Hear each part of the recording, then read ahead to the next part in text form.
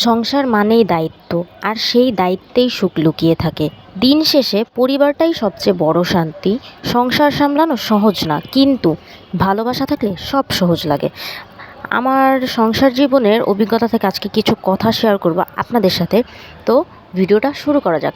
আসসালামু আলাইকুম সবাইকে, কেমন আছেন আপনারা? Welcome back to my channel. আমি আনিকা, আর আজকে সংসার নিয়ে কিছু কথা হবে, তো স্টে উইথ মি।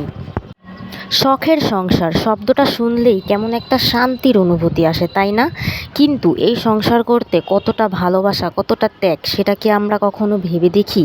প্রতিটা মেয়েরই একটা ছোট্ট স্বপ্ন থাকে, একটা নিজের সংসার। আলহামদুলিল্লাহ, সেটা আল্লাহ আমাকে দিয়েছেন, যেখানে থাকবে শুধু একটু ভালোবাসা, একটা মানুষ যে তাকে বুঝবে। বিয়ের পরে সে ভাবে এইটাই আমার সুখের এবং শখের একটা সংসার, ঠিক যেমনটা সে স্বপ্নের মতো চাইতো। ধীরে ধীরে সংসারটা শুধু স্বপ্ন থাকে না, বাস্তব হয়ে যায়। দায়িত্ব বাড়ে, কাজ বাড়ে, নিজের পছন্দের জিনিস, নিজের সময়, সব কিছুই সে দেয় এই সংসারটাকে ভালো রাখতে। কারণ এই সংসারটাই তো তার শখ ছিল। সংসার সুন্দর হয় টাকা দিয়ে না, ভালোবাসা দিয়ে। দুজন মানুষ যদি একে অপরকে বুঝতে পারে, তাহলে একটা সংসার স্বর্গ হয়ে যায়। প্রতিটা মেয়েই চায় এমন একটা সংসার যেখানে কেউ কাউকে নিয়ন্ত্রণ করে না, কেউ কারো উপর জোর খাটাবে না।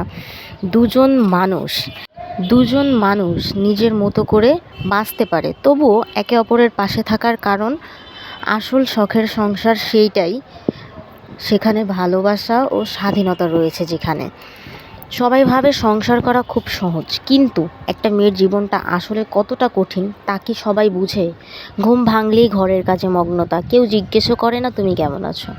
সারাদিন সে কাজ করেই যায়, কখনো গৃহিণী, কখনো মা, কখনো স্ত্রী, কখনো সবার ভরসা। কিন্তু তার নিজের জন্য সময়, সেটা যেন কোথাও হারিয়ে যায়। সে চায় একটু বুঝতে, একটু শুনতে, একটু ভালোবাসা পেতে। কাজ শুধু ভালোবাসা থেকেই করে যায় তার শখের সংসারের জন্য। একটা সময় তারও অনেক স্বপ্ন ছিল, নিজের জন্য কিছু করার ইচ্ছে ছিল, কিন্তু সংসারের মাঝে সে ধীরে ধীরে নিজেকে হারিয়ে ফেলে। আজ সে কারো স্ত্রী, কারো মা, কিন্তু সে নিজেকে, সেটা কি কেউ জানে? সে নিজের সব স্বপ্ন, সব ইচ্ছা চুপচাপ ত্যাগ করে যায়, তবু সে হাসে। আসলে মেয়েদের জীবনটাই এমন। তার থেকেও বড় কথা, একটা মেয়ে শুধুমাত্র তার এই শখের সংসারটুকু পাওয়ার জন্য তার সকল ইচ্ছা, তার সকল স্বপ্ন সব কিছুই ত্যাগ করতে পারে। এটা শুনতে যতটা সহজ মনে হচ্ছে, ততটাও সহজ না একটা মেয়ের জন্য। তবুও সেই কঠিন সিদ্ধান্তটা মেনে নেয়। আমাদের এই সমাজে এখনও অনেকেই ভাবে মেয়েদের কাজ শুধু সংসার সামলাতো, কিন্তু আমার এই ছোট্ট মনে একটা বড় প্রশ্ন, সেটা হচ্ছে সংসার সামলাতে সামলাতে যদি সে নিজেকে হারিয়ে ফেলে, তাহলে তার নিজের অস্তিত্ব কোথায়?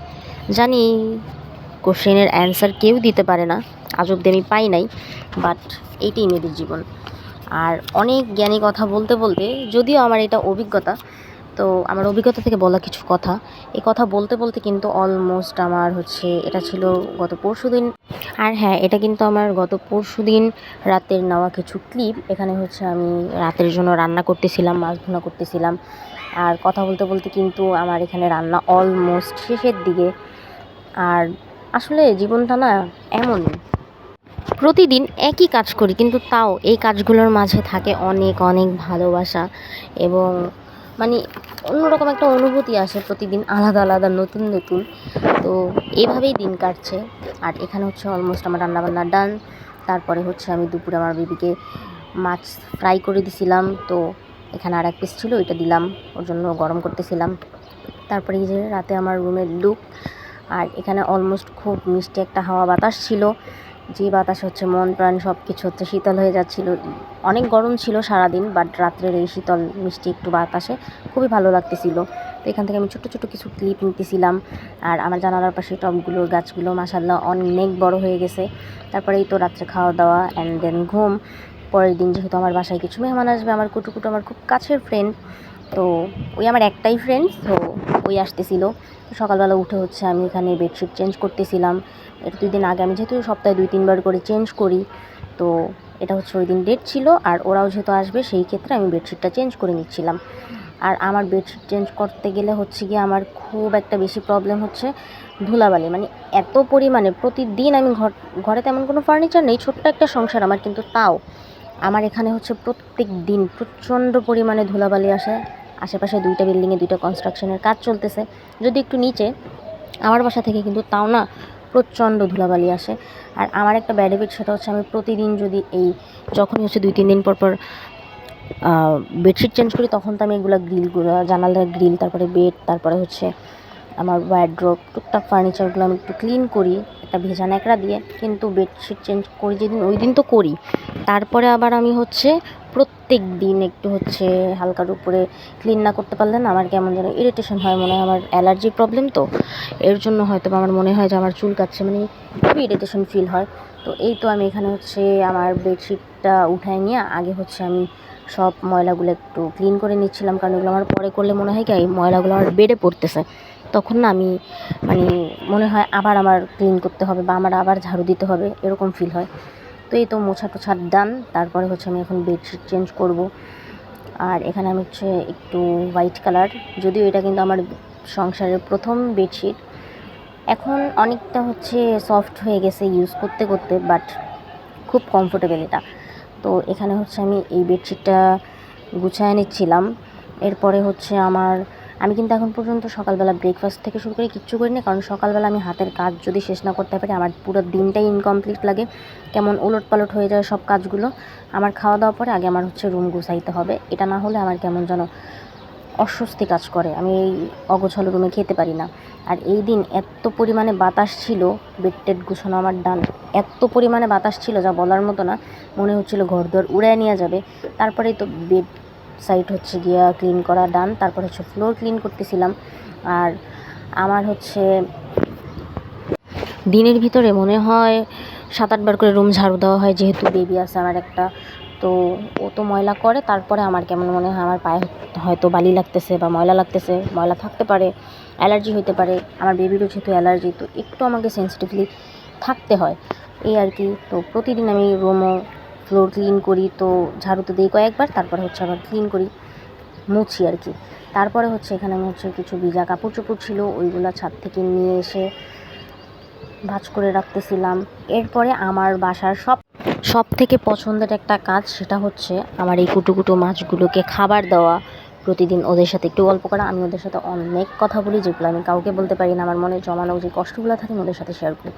তো আর এখানে না কেমন একটা ঘোলা ঘোলা লাগতেছিল, বাট এটা কিন্তু তার আগের দিন রাতেই ক্লিন করা হয়েছে, বাট কিন্তু তারপরও কেমন যেন হচ্ছে ঘোলা ঘোলা লাগতেছিল। তো এরপরে হচ্ছে আমি ফ্রেশ হয়ে নিব, সকালের স্কিন কেয়ার ডান করে দেন আমি হচ্ছে একেবারে নাস্তা করতে চলে যাই, যেহেতু সকাল থেকে অনেক কাজ করে ফেলছি।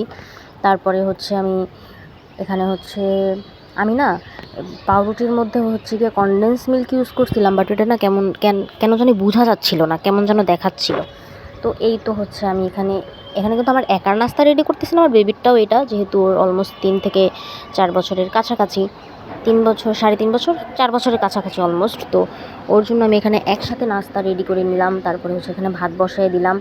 তারপরে এখন হচ্ছে সকালবেলা যদি এত কাজ করার পরে এখন একটু রিফ্রেশিং মুডে না যেতে পারি কফি খায়, তাহলে তো একদম দিনটাই আরও ইনকমপ্লিট লাগবে, যেহেতু কাজ কমপ্লিট করলে এটা না হলে আমার ইনকমপ্লিট দিন।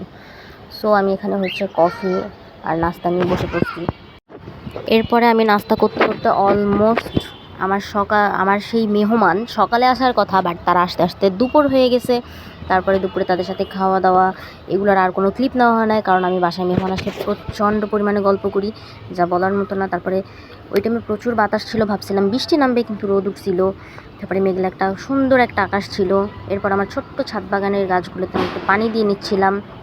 আমার না এই গাছগুলোতে প্রতিদিন বিকেলবেলা পানি দেওয়া হয় না, কারণ যেহেতু মাটিটা গরম থাকে, তো আমি চেষ্টা করি সন্ধ্যার পরে দেওয়া, বাট ওই দিন যেহেতু বিকালে সবাই ছাদে এসে একটু আড্ডা দিচ্ছিলাম, তো ভাবলাম যে একটু পানি দিয়ে নেওয়া যায়, যেহেতু আমার বাসাই ছাদের উপরে।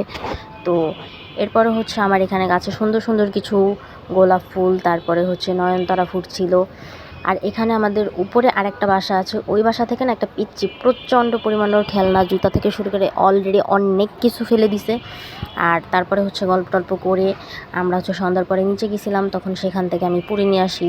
এরপরে না আমি হচ্ছে একটু চিকেন রান্না করতেছিলাম, তো এইখানে আমি না বুঝতে পারি নাই যে এই পাতিলটায় হবে না, যেহেতু আমরা 2-3 জন গল্প করতে করতে করতেছিলাম, আমার না মানে এটা মাথা আসতেছিল না যেটা হবে কি হবে না। পরে এখানে দিছে, এখন থেকে লাগতে পারতেছি না। পরে আমি আবার চেঞ্জ করে দিলাম আমার হচ্ছে অন্য একটা কড়াইতে ননস্টিকের। তো এই তো রান্নাবান্না শেষ, খাওয়া দাওয়া ডান। আর আজকের ব্লগটা যদি ভালো লেগে থাকে তাহলে অবশ্যই লাইক কমেন্ট শেয়ার করে পাশে থাকবেন। Bye bye.